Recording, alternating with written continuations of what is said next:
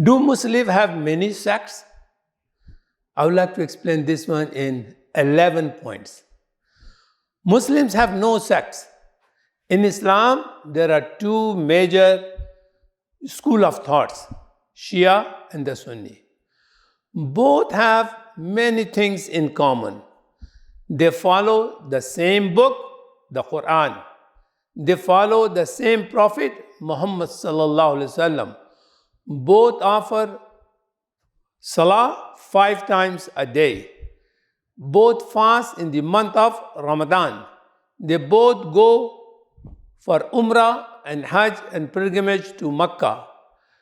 Those who follow the Prophet Muhammad sallallahu alaihi wasallam, peace be upon him, in accordance with his saying and action are called Sunni, and those who in addition following the saying of the view of the Prophet sallallahu alaihi wasallam as well as of Ali radiallahu anh, the Muhammad sallallahu alaihi wasallam son-in-law, are called Shia.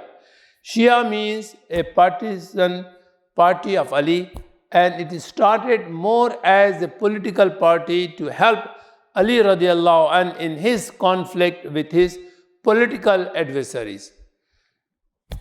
Number 10, most Shia live in Iran and Iraq, while the rest of the Muslim world is mostly Sunni. Last point is Shia comprise about 16% of the total Muslim population, whereas the Sunni population is about 84% of the total Muslim population. Thank you.